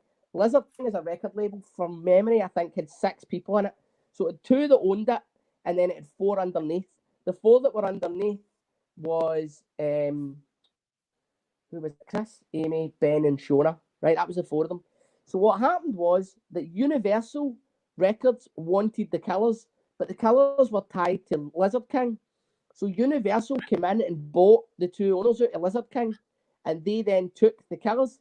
But the 4 employees of Lizard King didn't want to work for Universal, so they went away and spoke to Sony and said to Sony, look, we want to start a subsidiary. Now, when you're signing a record deal, there's always a trade-off. Do you go with a big record label or do you go with an independent record label? The advantage is, it's basically, do you want to be a small fish, big pond, or do you want to be a big fish in a small pond? If you sign an independent label, then you're going to get all their attention. So there might only be 3, 4, 5 employees. You're their big fish, right? As if you sign to Universal or Sony or whoever it is, then they've got 50 acts, of which you're one of them. Do you know what I mean? So the reason why we signed, one of the main reasons we signed to Sony was because they were it wasn't Sony. Sony owned 50% of our record label, and the other 50% was owned by Ben, Shona, and Amy. So we had the bet of being on an independent label, a small-time label where we were going to be a big fish, but we had the backing of Sony. The problem was that a week or 2 weeks before the release of Clean Up Your Eyes, I think Sony pulled the funding. Right, okay.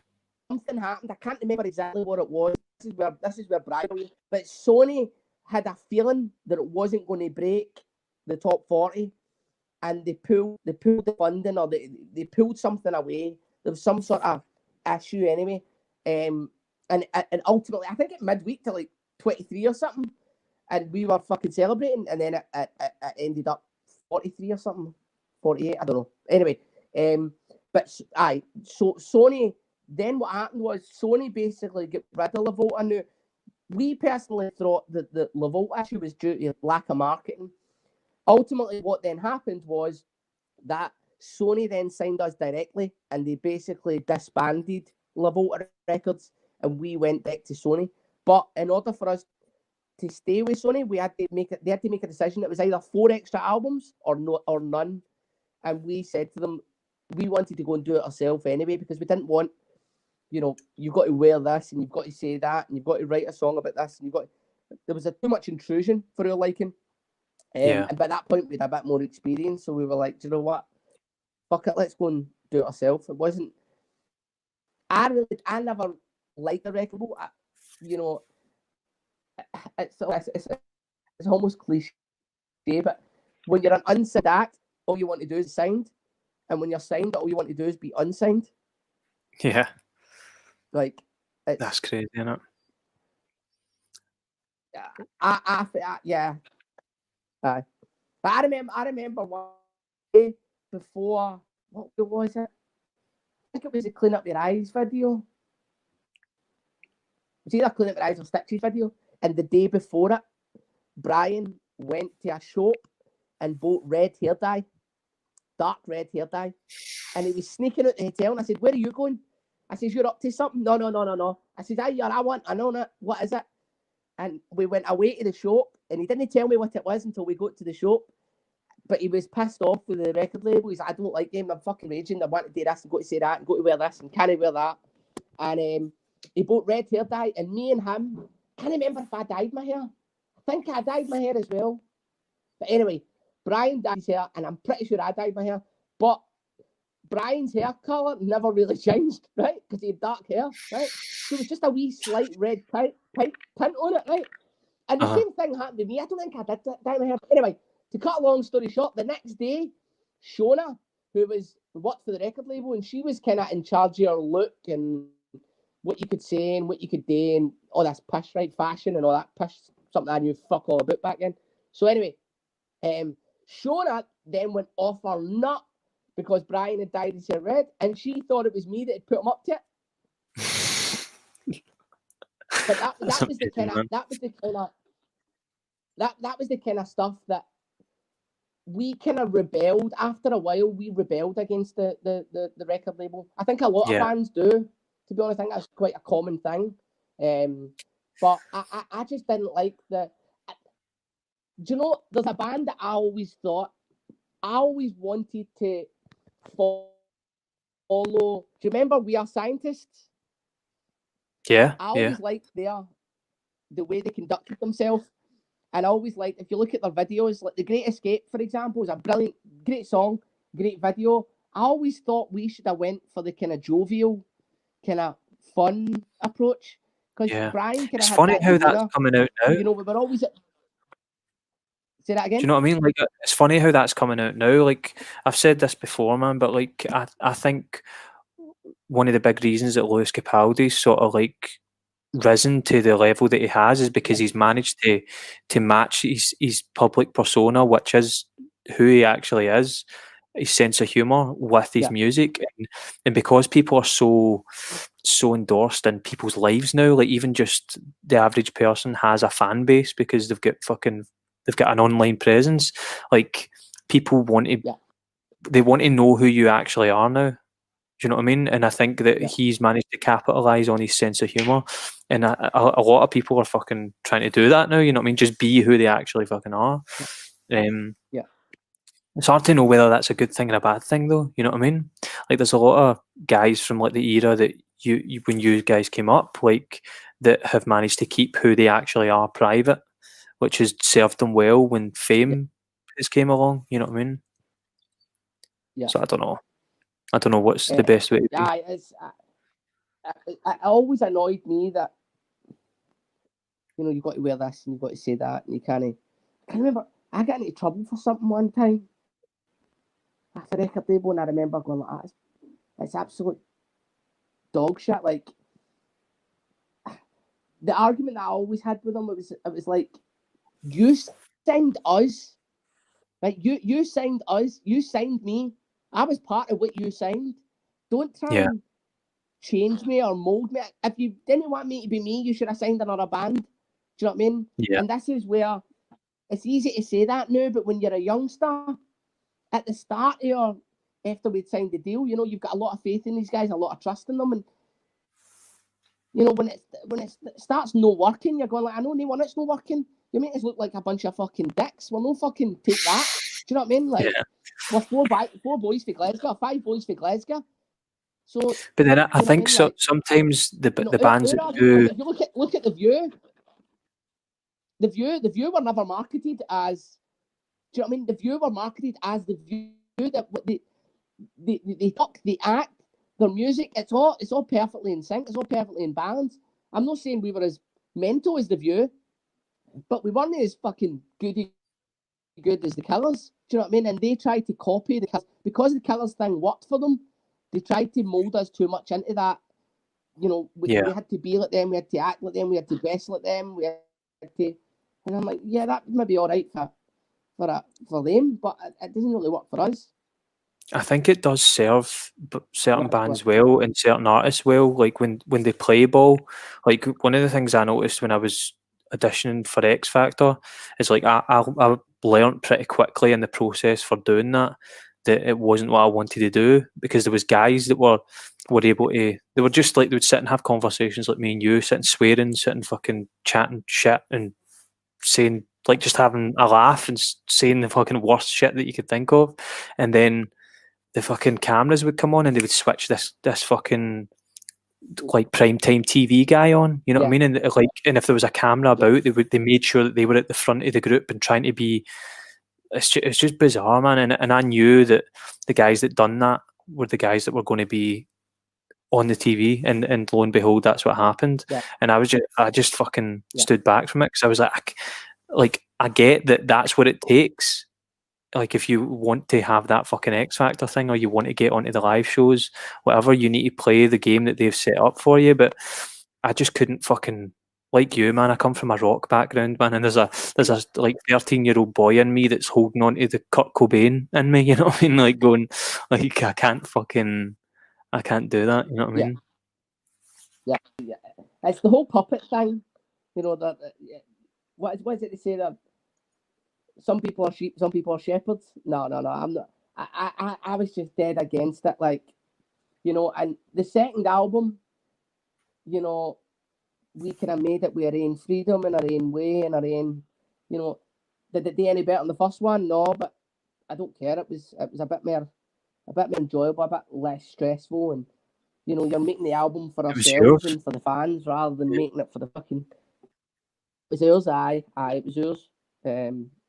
So as I say, it was a good experience. It was weird, but if anything, I don't think it was.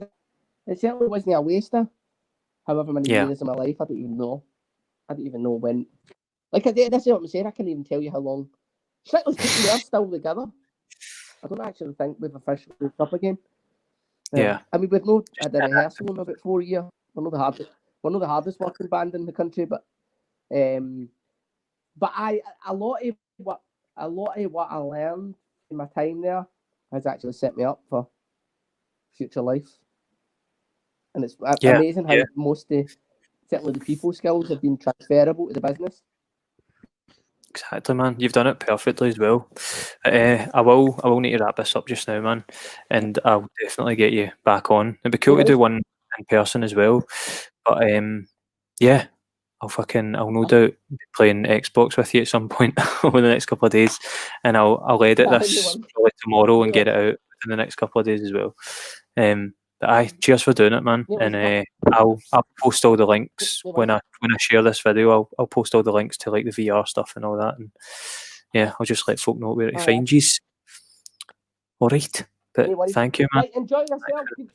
Stay safe, and I'll catch up with you soon. No worries, man. You too. Take it easy, man.